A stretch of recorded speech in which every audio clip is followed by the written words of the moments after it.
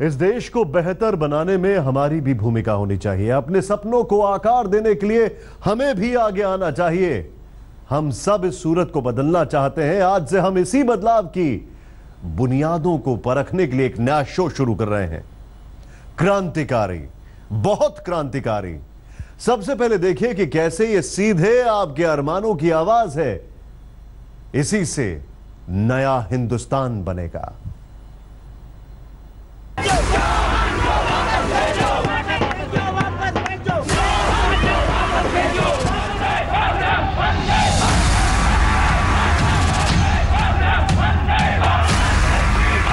क्रांति क्या है और कौन होता है क्रांतिकारी? क्या यह कोई विज्ञान है, कोई कानूनी मान्यता, कोई विद्रोह या फिर कोई अराजकता? नहीं, इनमें से कुछ भी नहीं है क्रांति। यह एक सामाजिक परिघटना है, एक सड़ी हुई सोच के खिलाफ एक बेहतर मुल्क के सपने का मनोविज्ञान। नागरिक अधिकारों की छाती पर झुंडों की झंडाबंदारी के खिलाफ जनता की छटपटाहट। क्रांति एक सोच है और क्रांतिकारी उस सोच के सारथियों का समूह।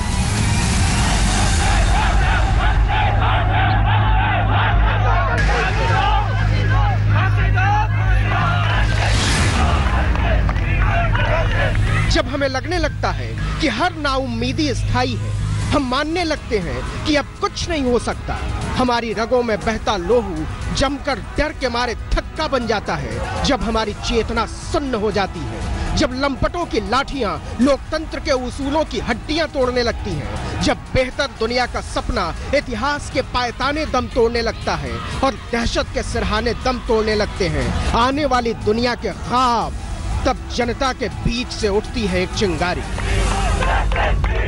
वहीं से फूटती है क्रांति। जनता ही होती है क्रांतिकारी, बहुत क्रांतिकारी। जार के विरुद्ध, लुई के विरुद्ध, हिटलर के विरुद्ध, मुसोलिनी के विरुद्ध, हर विरोध उस जालिम सोच के खिलाफ जो जनता की बस्ती को बूचड़खाने में बदलने की साजिशें रचती है। हर विरोध बर्दाश्त की टूटती हुई हदों से उस बर्बरता के खिलाफ जो एक मुल्क की बुनियाद को खोखला बना देती है। हर विरोध राजनीति की उस वैधता के खिलाफ जो जनता से मिली ताकत की लाठी उसी की पीठ पर तोड़ देना चाहती है।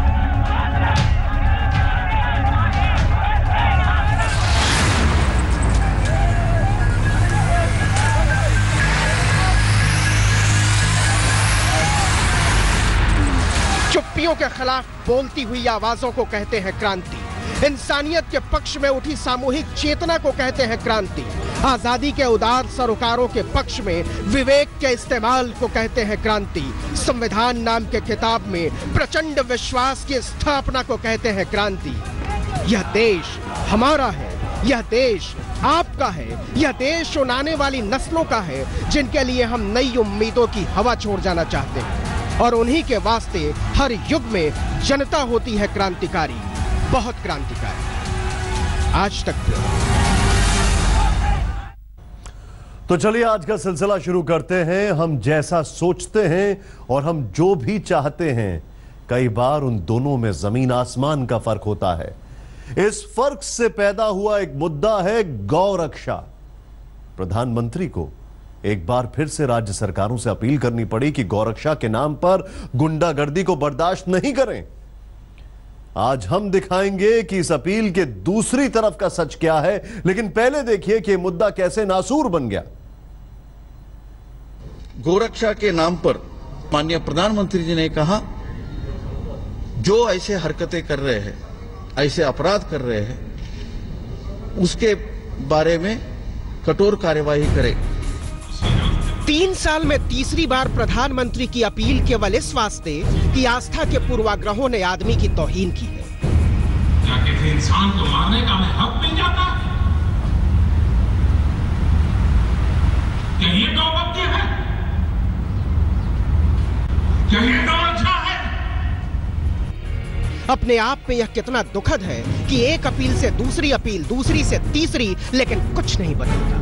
गोरक्षा के नाम पर उठी हुई लाठियों ने इंसानियत की पीठें तोड़ डाली, उसकी गर्दनें मरोड़ डाली हैं, उसके कपड़े उतार डाले हैं, उसके सपने नोच डाले हैं। एक नाबालिग बच्चों को कत्ल कर दिया गया निर्दोष। ये दिमाग में से मानसिकता निकले कि ये मुसलमान है, मैं हिंदू हूँ। इंसानियत का जो धर्म है सबसे पहले उसको निभाएं।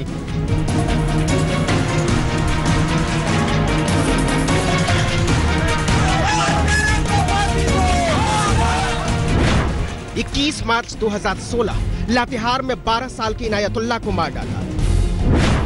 2 अप्रैल 2016 कुरुक्षेत्र मुस्तैन अब्बास की हत्या। 10 मई 2016 24 परगना कौशिकपुर कैद की हत्या। 18 अगस्त 2016 उडुपी कर्नाटक प्रवीण पुजारी को मार डाला। 13 सितंबर 2016 अहमदाबाद मोहम्मद अयूब को मार डाला। 1 अप्रैल 2017 अलवर राजस्थान पहलू खान को मार डाला। 3 मई 2017 नगांव असम हनीफ और रियाजुद्दीन को मार डाला। 24 जून 2017 बल्लभगढ़ हरियाणा जुनैद को ट्रेन में मार डाला। क्या ये सिर्फ कुछ तारीखें हैं या कुछ नाम या कुछ घटनाएं या फिर इस देश की सामूहिक चेतना को आवाज देती दर्द की वो दास्तानें जिनमें हमारे इंसान होने की शिनाख्त होनी है? कौन है वासुदेव पाटिल? कौन है राजेश पांडे? क्या है गोपाल गौशाला? क्या है गौरक्षा का सच? आप इनकी भाषा सुनिए, आप इनकी भंगिमाएं देखिए, आप इनके इरादों को तौलिए। हमारे कुछ कहने की जरूरत नहीं पड़ेगी। आस्था और विश्वास के बीच फंसा यह मुद्दा हम में से हर एक से भारतीय होने का सबूत मांग रहा है। इसी सोच में छिपी है एक बेहतर जिंदगी के लिए क्रांति की गुंजाइश। इस बदलाव का हर चेहरा क्रांतिकारी है, बहुत क्रांतिकारी। शुरुआत यहीं से करते हैं। आज तक ब्यूरो। कितना पवित्र शब्द लगता है गौरक्षा। हजारों बरसों से यह परंपरा भारत में मौजूद रही है। पुराण की इस परंपरा को किसान सबसे शिद्दत से निभाते रहे हैं, लेकिन आज परंपरा का सौदा हो चुका है। आज तक ने गौरक्षा के नाम पर चल रही सौदेबाजी का जो सच देखा है वो हिला देने वाला है। आप देखिए कि दिन में गौरक्षा के नाम पर अपनी राजनीति का कुर्ता चमकाने वाले कायर कैसे अंधेरे में कसाईयों की कठपुतली बन जाते हैं।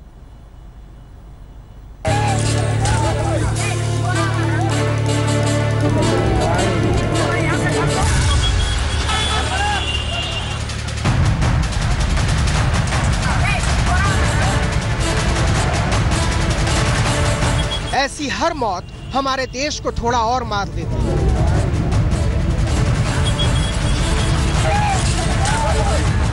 ऐसी हर घटना हमारे देश को थोड़ा और शर्मसार कर देती है। थोड़ी और टूटती है इंसानियत, थोड़ी और बिखरती हैं उम्मीदें, थोड़ा और घायल होता है संविधान। क्या आपने कभी सोचा है कि जिस गोरक्षा के नाम पर हमारी संवेदना के हिस्से में बच्चों की लाशें दी जा रही हैं, नौजवानों की लाशें दी जा रही हैं, बुजुर्गों और बेबसों की लाशें दी जा रही हैं, उनके पीछे का सच क्या है? तो मिलिए गोसेवा के नाम पर खनकते सिक्कों के उन सौदागरों से जिन्होंने अपनी अंतरात्मा के तल्ले में इंसानियत की कीलें ठोक डाली। वासुदेव पाटिल, गोपाल गौशाला का संरक्षक, अनगांव से चलने वाली संस्था। नहीं होता है, वो बहुत झंझट वाला काम है। गोपाल गौशाला ने कितनी गायें पाली हैं ये तो नहीं पता, लेकिन वासुदेव पाटिल का असल धंधा हम बताएंगे। गोरक्षा के नाम पर जब वो अपनी बदनीयती की तलवार चमकाता है तो मांस के कारोबारी उसके चरणों में दंडवत हो जाते हैं, और दंडवत मुद्रा उसके लिए दमड़ी का कारखाना। बताते हैं कैसे। भाई वो आपका सपोर्ट चाहिए था थोड़ा। फ्रोजन में माल रहेगा, पड़ेगा, करेगा, प्राइवेट गाड़ी मैंने तोड़ के लाने वाले है, पूरा भर के लाने वाले, तोड़ के गाड़ी में भर के ऊपर बर्फ रख के कवर करके हो जाएगा ना। इधर देखूंगा मैं सुनना के, अब आओगे तो मेरे को खाली कॉल कर, मैं आके उधर खड़ा रहूँगा। इधर से तो आएंगी गाड़ी, गुजरात से आ रही है, वो आएंगी यही रोड से, भिवंडी क्रॉस होगी। तो मेन अपना तो आपके इधर का प्रॉब्लम था, टोल लगेगा। हाँ, इधर से मैं स्वप्न नगरी मुंबई का बाहरी इलाका, वाडा भिवंडी हाईवे, गुजरात से मुंबई में दाखिल होने का रास्ता। हमारे रिपोर्टर ने मांस कारोबारी के तौर पर वासुदेव पाटिल से संपर्क साधा। उन्होंने सीधे सौदे की बात शुरू की। और सौदा क्या था?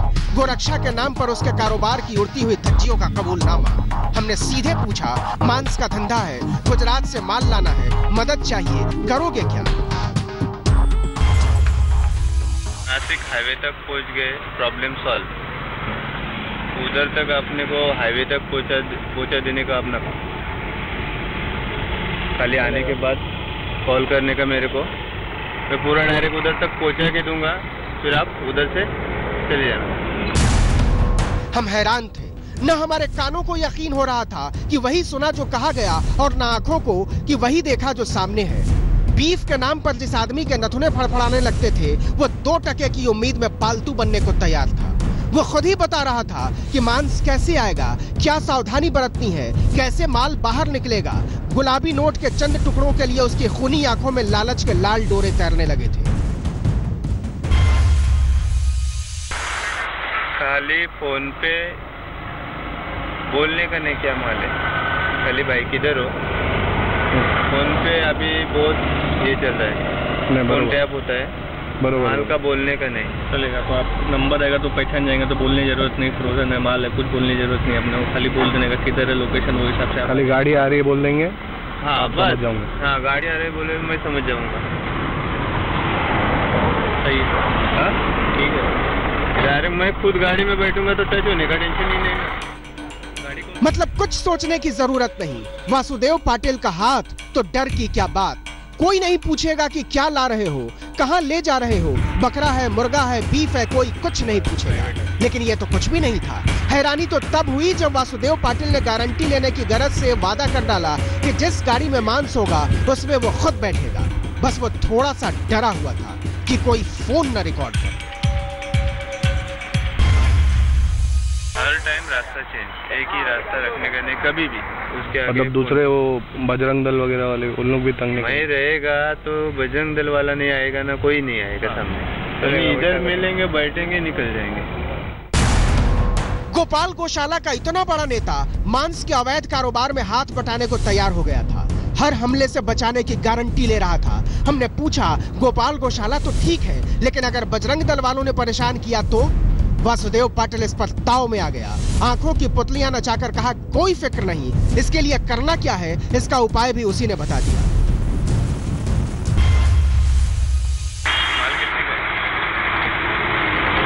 एक गाड़ी में तो भी रहेगा 1000 किलो माल रहेगा। 20 रख गए, क्या बोल रहे हो? समझते हैं, 1-2 बार में पहला उसके बाद बढ़ा देंगे 15।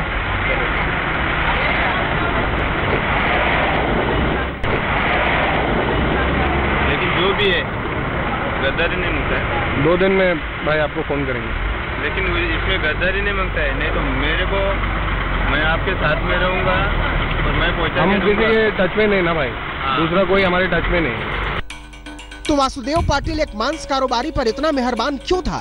यह भारत के कानून में उसकी आस्था नहीं थी हुजूर, उस धंधे का असली चेहरा था जिसके खोल में वो दहशत का खेल खेल रहा था। गाय और गोरक्षा के नाम पर दरअसल टकसाल चला रहा था वो।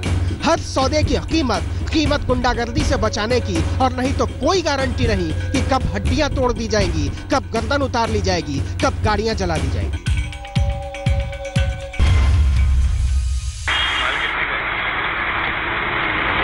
एक गाड़ी में तो भी रहेगा 1000 किलो माल रहेगा। 20 रख गए, क्या बोल रहे हो? समझते हैं, 1-2 बार में पहला उसके बाद बढ़ा देंगे 15।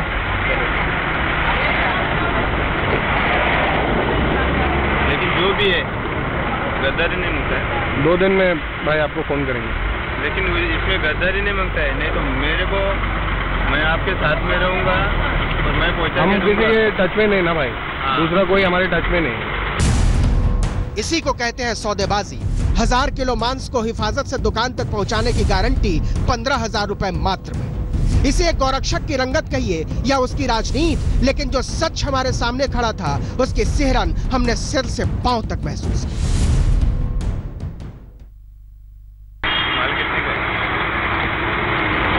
एक गाड़ी में तो भी रहेगा 1000 किलो माल रहेगा। 20 रख गए। क्या बोल रहे हो भाई? समझते हैं एक दो बार में पहला उसके बाद बढ़ा देंगे 15।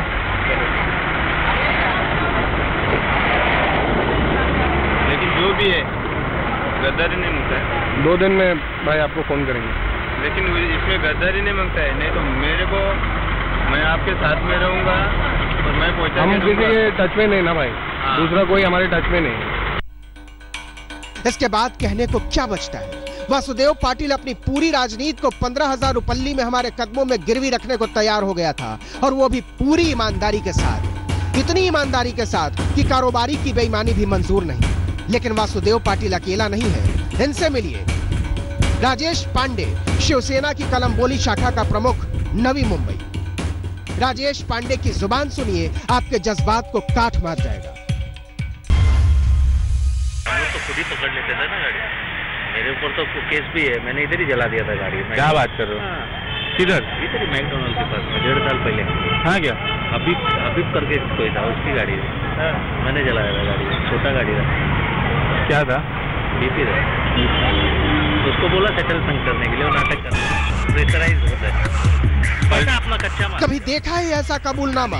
गाड़ी जला दी थी, लोगों को मारा था, कानून की धज्जी उड़ा दी थी, हमने पुलिस को कुछ नहीं समझा था, और कोई हमारा कुछ नहीं बिगाड़ सकता। फिर से सुनो। अच्छा, आपसे कुछ छुपाना नहीं, बराबर बीफ रहेगा और साथ में थोड़ा मिक्स रहेगा, जो भी है। मेन प्रॉब्लम हम लोग को रोड में आने के टाइम पर ही। किधर आपको प्रॉब्लम एग्जैक्ट किधर होएगा? आला फाटा, और से जो आला फाटा से आएगा और अपना जो थाने के आसपास। थाने जाओ मत ना, इधर नवी मुंबई लेके आओ। नवी मुंबई में शिवसेना का राजेश पांडे गोरक्षा के नाम पर आतंक का दूसरा नाम है। लेकिन जब हमने सौदे की बात की तो उसके चेहरे पर रौनक आ गई, उसकी काइयां मुस्कुराहट देखने लायक थी, हम दंग थे। आपको लग रहा होगा कि यह मामूली सौदेबाजी की बात है, जान माल की हिफाजत की एक गुंडा हरकत, लेकिन अगर ठीक से सोचिए तो यह अमन की सौदेबाजी है, मुल्क से भरोसे की सौदेबाजी है, संविधान में आस्था की सौदेबाजी है, और यह सब कुछ गोरक्षा के नाम पर। लेकिन जनता देख रही है, उसे पता है कि ऐसे ही नापाक सौदों में क्रांति के बीज होते हैं, और उसे बनना होता है क्रांतिकारी, बहुत क्रांतिकारी।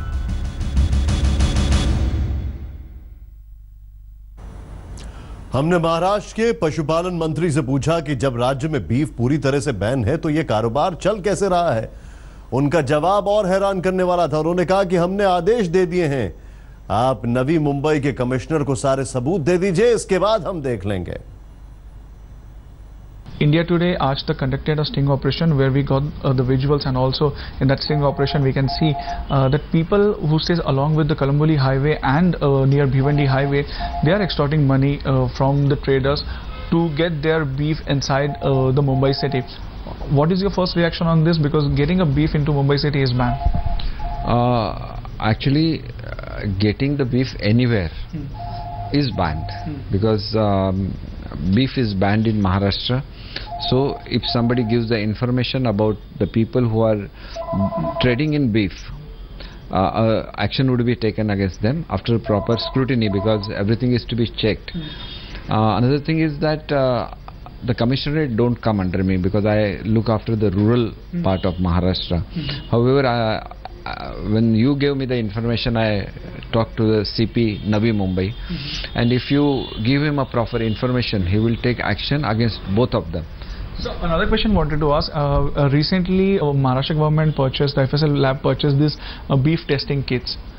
Recently they have purchased it. So do we have any kind of provision, or do we have any kind of flying squads which conduct this kind of tests nearby highway? Do you have any kind of information on that? No, actually we don't have any special squads for this, but whenever the information comes to us, our department has always that kind of machinery ready with us. Immediately we take the action, get it checked through the lab, and then we take appropriate action. और अब देखिए कि जो लोग गौरक्षा के नाम पर राजनीति कर रहे हैं उनका सच क्या है। नागपुर में पकड़े गए इस्माइल की याद होगी आपको। मांस लेकर जाते हुए उसे गौरक्षकों ने पकड़ लिया था, जमकर पिटाई भी हुई। उसने कहा था कि उसके पास से बरामद मांस बकरे का है, लेकिन लैब से आई जांच बताती है कि वो बीफ था। इस्माइल को गिरफ्तार कर लिया गया है, लेकिन इससे मारा गया। बहुत गलत तरीके से हम वहाँ पे पकड़ा और पकड़ने के बाद में मेरे को बहुत जान से मार डाल करके मैंने उनको बताया कि ये ढोर का मांस है। गोरक्षकों के हत्थे चढ़ा सलीम शाह झूठ बोल रहा था। फॉरेंसिक लैब की रिपोर्ट यही साबित कर रही है कि उसके पास से जो मांस बरामद हुआ था वो मटन नहीं बीफ था। यानी गोरक्षकों के कहर से खुद को बचाने के लिए वो मार खाते खाते झूठ बोलता जा रहा था कि उसके पास मटन है, बीफ नहीं। अब देखिए कि सलीम शाह उर्फ इस्माइल भी बीजेपी कार्यकर्ता है, यानी गोरक्षा के फलसफे का ही एक झंडा बरदार, जिसे लुक छिपकर कानून तोड़ने से गुरेज नहीं। और उसे सरेआम पीटने वालों ने भी उसी गोरक्षा के नाम पर कानून से अपने लिए विशेषाधिकार ले लिया। स्थानीय निर्दलीय विधायक से जुड़े इन लोगों को पुलिस ने उसी दिन गिरफ्तार कर लिया था। अभी तक बेगुनाह माने जा रहे सलीम को भी लैब की रिपोर्ट आने के बाद गिरफ्तार कर लिया गया। सर हमको कुछ भी पता नहीं है, बाद में फोन लगाया सर तो बोले मेरे को बहुत मारे बोले, तो पुलिस वालों ने पुलिस स्टेशन में ले गए, बोले जहाँ खड़े के ठीक हम वहाँ पहुँचे तो पुलिस वाले बोल रहे थे हम इंक्वायरी करेंगे बोले। उनको कपास के धंधे को जाते सर, ये खेड़े खेड़े दूर दूर जाना पड़ता, मालूम नहीं कैसा हुआ क्या हुआ, हमको कुछ भी पता नहीं। सलीम के पास मिले मांस के बीफ होने की पुष्टि के बाद बीजेपी भी हैरान है। पार्टी के नागपुर संगठन ने उसे बर्खास्त करने का फैसला किया है। सलीम नागपुर के काटोल तालुका से बीजेपी का अल्पसंख्यक मोर्चा का अध्यक्ष है और पिछले करीब 12 सालों से पार्टी से जुड़ा हुआ था। नागपुर में कई जगहों पर पीएम मोदी, अमित शाह और देवेंद्र फडणवीस की तस्वीरों के साथ उसके पोस्टर भी लगे थे। अब सवाल ये उठता है कि 12 बरस तक बीजेपी के फलसफे का प्रचार प्रसार करने वाला कार्यकर्ता गोरक्षक धर्म छोड़कर खुद ही गोभक्षक कैसे बन गया। गोरक्षा के मुद्दे पर बात करते करते जब प्रधानमंत्री का गला भर आता है तो कम से कम उनकी पार्टी के कार्यकर्ताओं से तो यही उम्मीद है कि वो भी उस दर्द को उतनी ही शिद्दत से महसूस करेंगे जैसे पीएम करते हैं। गाय की रक्षा, गौ की भक्ति महात्मा गांधी और विनोबा भावे से बढ़कर के कोई नहीं होता।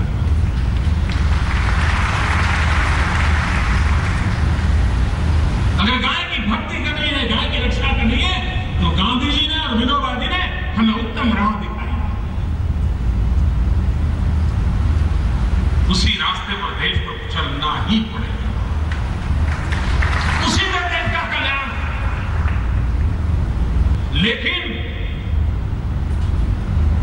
क्या किसी इंसान को मारने का हमें हक मिल जाता? क्या ये गौभक्ति है? क्या ये गौरक्षा है? लेकिन सवाल घूम फिर कर वहीं अटक जाता है कि गोमांस भी है तो भी कानून हाथ में लेने का हक किसी को कैसे मिल गया। खुद पीएम भी अब तक 3 बार गोरक्षकों को कानून की दुहाई दे चुके हैं, लेकिन असर होता कहीं नहीं दिखता। ग्रेटर नोएडा में अखलाक के घर से मिले मांस के भी बीफ होने की रिपोर्ट आई थी। इसी बिना पर गोरक्षक ब्रिगेड और कुछ हिंदूवादी संगठन हत्या को भी जायज करार देने की मुहिम चलाते दिखे थे। उसी तर्क के साथ नागपुर की घटना का तो कोई वजूद ही नहीं बनता, क्योंकि इस्माइल तो अभी जिंदा है। आज तक ब्यूरो। प्रधानमंत्री ने कार्रवाई की अपील की तो हरियाणा सरकार ने इसे अपने तरीके से लिया। उसने गौरक्षकों के लिए आई कार्ड बनाने का फैसला किया है। इस आई कार्ड से क्या अधिकार मिलेंगे, उस पर लिखा क्या होगा, यह नहीं पता, लेकिन गौरक्षकों की मांग पुरानी है। व्यवस्थाएं कुछ भी हों, लेकिन हम कम से कम इस प्रकार के जो कानून को, लॉ एंड ऑर्डर को अपने हाथ में लेने की कोई भी जो बात करेगा उसके खिलाफ हम कार्रवाई करेंगे। किसी को भी लॉ एंड ऑर्डर को अपने हाथ में लेने नहीं दिया जाएगा। मैंने बताया व्यवस्थाएं कुछ भी बनाए, कोई भी डिपार्टमेंट बनाए, लेकिन लॉ एंड ऑर्डर की स्थिति को नहीं बिगड़ने दिया जाएगा। 100% मिसयूज होगा, क्योंकि अभी तक का रिकॉर्ड ये है कि जो भी गोरक्षक के नाम से अब तक संस्थाएं या लोग काम कर रहे हैं, उन्होंने उत्पात मचाने में कोई कसर नहीं छोड़ी। इस तरह का लाइसेंस तो ये गुंडागर्दी का लाइसेंस हुआ, ये पहचान पत्र देना नहीं हुआ, ताकि हरियाणा पुलिस है वो उनको कोई भी उत्पात करेंगे तो उनको कोई कुछ ना कहे, और वो अपना जो भी काम कर रहे हैं समाज में जो है विष घोलने का, वो बदस्तूर जारी रहेगा। हमारे माननीय प्रधानमंत्री जी को भी इसमें हस्तक्षेप करना पड़ा कि भाई ऐसा हम बर्दाश्त नहीं करेंगे कि जो अपने आप गोरक्षक दल के सदस्य बन करके और ट्रकों को लूटते हैं, अपराध करते हैं, अपराधी लोग हैं, तो इस तरह मतलब ये कि हमारे गौसेवकों को बदनाम कर रहे हैं, गौसेवा आयोग को बदनाम कर रहे हैं और सरकार को बदनाम करने का जो काम कर रहे हैं उनको हम कतई बर्दाश्त नहीं करेंगे। तो इसलिए हमने हरियाणा में निर्णय लिया है कि जो वास्तव में गोरक्षक दल के सदस्य हैं और गौ सेवा करना चाहते हैं तो उनके लिए हम एक आई कार्ड इशू करेंगे, और आई कार्ड के लिए हमने पिछले 5-6 महीने से प्रक्रिया हमारी शुरू कर रखी है, और हमने जो भी हमारे गोरक्षा दल के सदस्य थे उनसे हमने सारा लिस्ट मांगी है, और हमने पुलिस वेरिफिकेशन कराने के बाद हम जल्दी ही इसका मतलब ये कि वो उनको आई कार्ड इशू करेंगे। ये जो आई कार्ड के ऊपर जो मंजूरी दी है ये हम सरकार की बात से सहमत हैं, आई कार्ड बनाओ, परंतु हम ये कहना चाहते हैं अगर आई कार्ड बनाने के बाद भी अगर मान ले आई कार्ड बनाने के बाद भी मतलब यही जो इस गो भक्षक हैं अगर ये मतलब ऐसे ही गो मांस का वो करेंगे, उल्टा काम करेंगे और जी तो इनको हम आई कार्ड के द्वारा थोड़ी पकड़ पाएंगे। इनको तो हम जैसे एक पुत्र अपनी माता की रक्षा के लिए ये नहीं देखता कि भाई उसकी माँ के ऊपर कोई अटैक कर रहा है तो कि भाई आई कार्ड दिखाएगा या देखना पड़ेगा या नहीं देखना पड़ेगा, वो तुरंत दुश्मन के ऊपर टूट पड़ता है।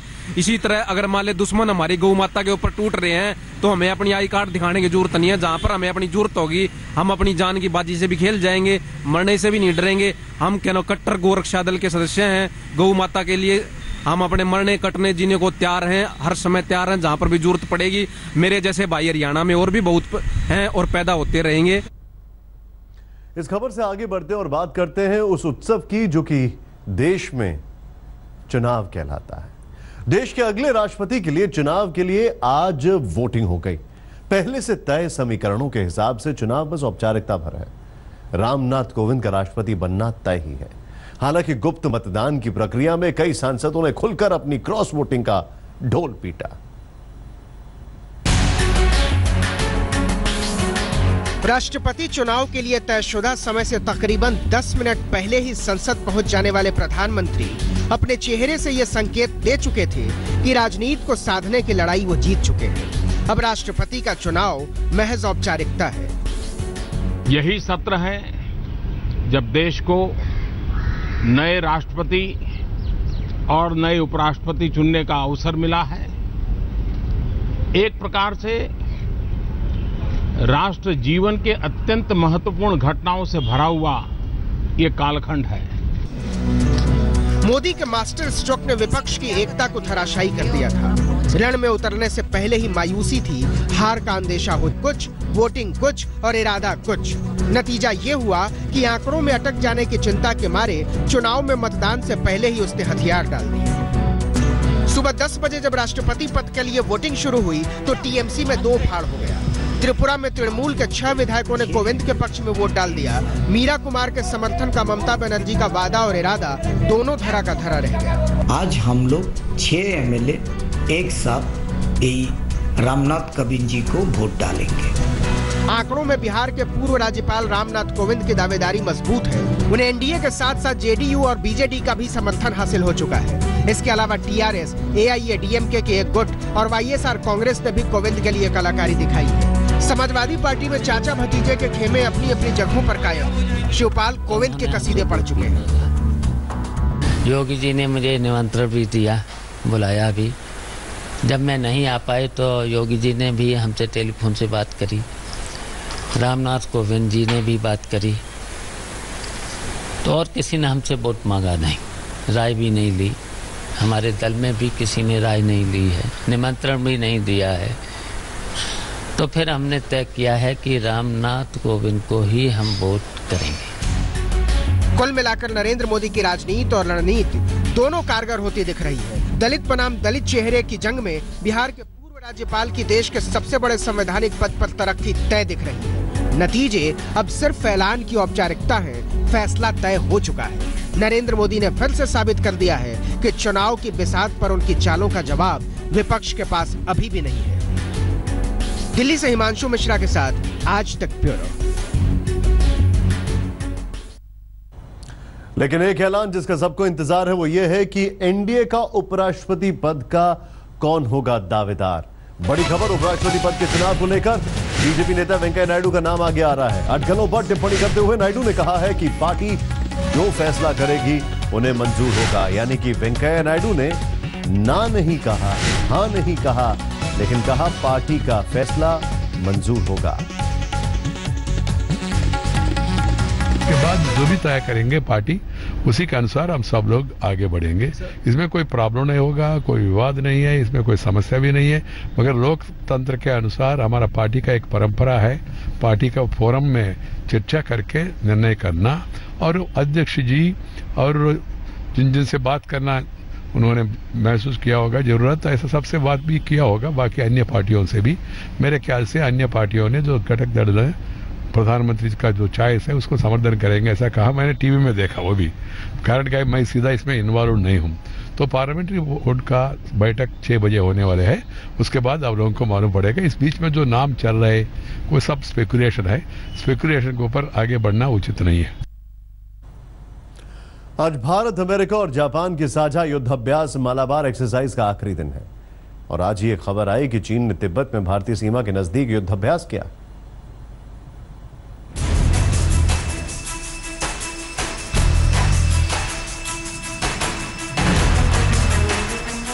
हिंद महासागर में भारत, अमेरिका और जापान के युद्धपोतों की गरज चीन को इतनी अखरी कि उसने भारतीय सीमा के नजदीक तिब्बत के पठार में तोपें उतार दी।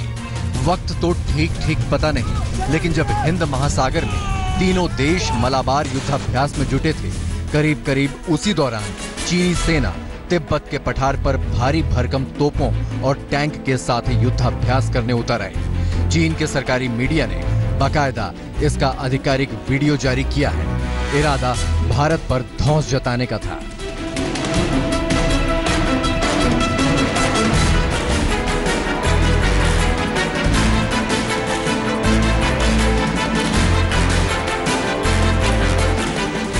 वीडियो में होवित्जर तोप और एंटी टैंक ग्रेनेड के साथ रडार यूनिट दिखाई दे रही है।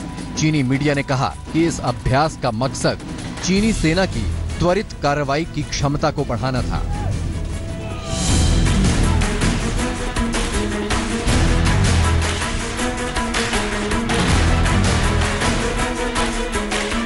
तिब्बत में अभ्यास करने वाली टुकड़ी चीनी फौज की माउंटेन ब्रिगेड है। चीनी mountain brigade front line combat mission के तौर पर पहचानी जाती है। चीनी माउंटेन ब्रिगेड ब्रह्मपुत्र के आसपास के इलाकों में तैनात होती है। डोकलाम में भारत और चीन विवाद के बीच ही 3 जुलाई को भी चीनी मीडिया ने खबर दी थी कि तिब्बत में 5100 मीटर की ऊंचाई पर चीनी फौज ने युद्धाभ्यास किया है। इसकी तस्वीरें भी जारी की गई थी, जिसमें चीनी सेना के सबसे एडवांस्ड बैटल टैंक S-96 दिखाए गए थे।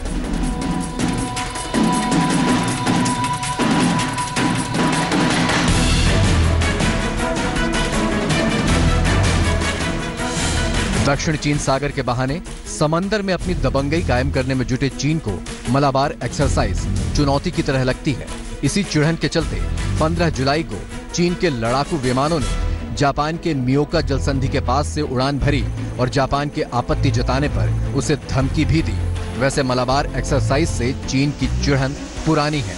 2007 में जब भारत, अमेरिका, जापान के साथ ऑस्ट्रेलिया और सिंगापुर ने भी इस युद्धाभ्यास में हिस्सा लिया था, तब चीन ने अपने दूतावासों के जरिए 5 देशों से इस एक्सरसाइज के मकसद के बारे में जवाब मांग लिया था। मौजूदा दौर में डोकलाम के मुद्दे पर भारत से चीन की तनातनी और भी बढ़ी हुई है। ऐसे में चीन तरह तरह से ताकत की नुमाइश करके हिंदुस्तान पर दबाव बनाने की जुगत में लगा है। आज तक ब्यूरो।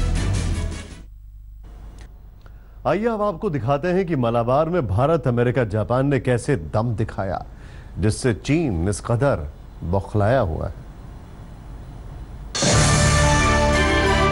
10 जुलाई को चेन्नई के समंदर पर जब 20 जंगी जहाज और दर्जनों फाइटर जेट्स मंडराए तो इनकी गर्जना बीजिंग तक सुनाई दी।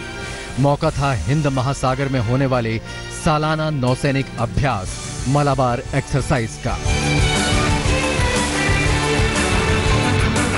भारत, अमेरिका और जापान के बीच हिंद महासागर में होने वाला ये सैन्य अभ्यास वैसे तो हर साल ही होता है, लेकिन इस बार इस युद्धाभ्यास की धमक ने चीन को बेचैन कर दिया।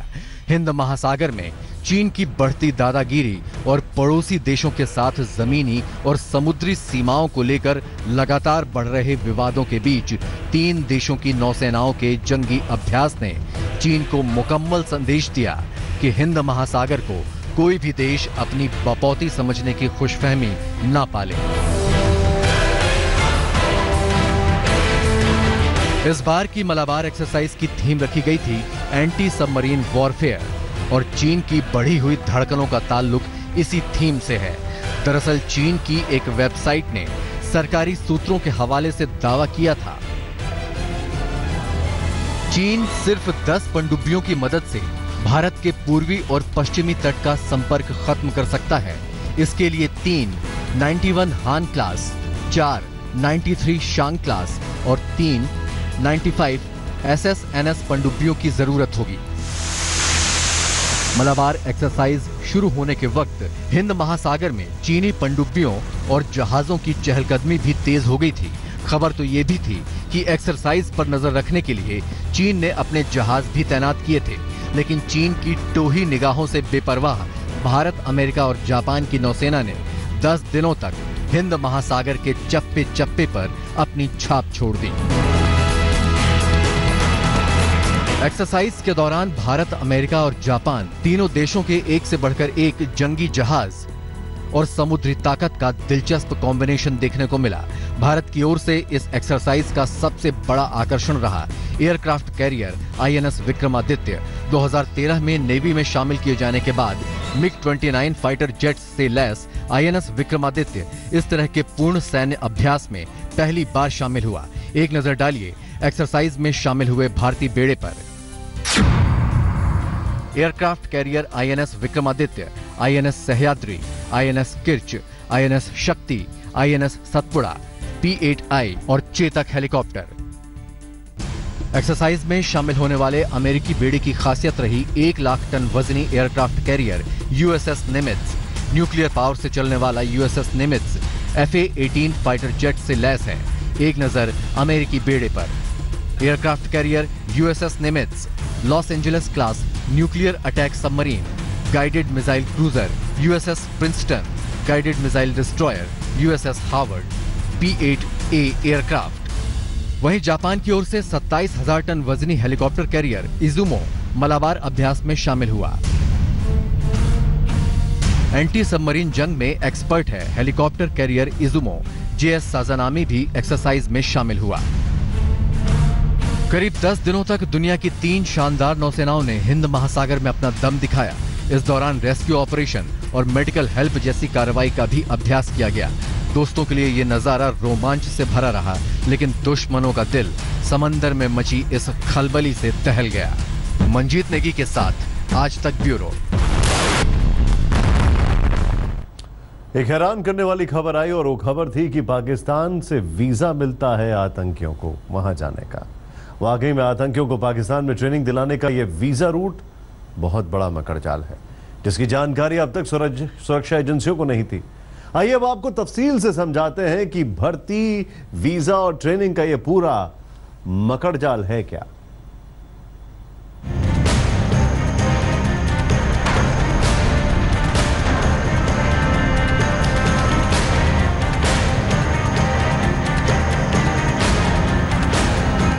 पाकिस्तान के भाड़े के टट्टू कश्मीरियों को बरगलाकर उनके हाथों में बंदूक थमाते हैं, जो अपने ही देश की छाती छलनी करती है। इस खूनी खेल के सबसे बड़े खिलाड़ी हैं पाकिस्तान परस्त हुर्रियत और दिल्ली में पाकिस्तानी उच्चायोग। अब समझिए कि इस खूनी खेल को अंजाम कैसे दिया जाता है। बारामूला में जो नेटवर्क पकड़ा गया वो घाटी के अलग अलग हिस्सों से गरीब और भोले भाले कश्मीरियों को पाकिस्तान से चल रहे आतंकी ग्रुप हिजबुल मुजाहिदीन में भर्ती करता है। इन नए रंग रूटों को हुर्रियत नेता अपनी सिफारिशी चिट्ठी देते हैं। ये सिफारिशी चिट्ठी लेकर आतंक के रंग रूट दिल्ली में पाकिस्तानी उच्चायोग पहुंचते हैं। यहाँ से उन्हें बाकायदा वीजा जारी किया जाता है।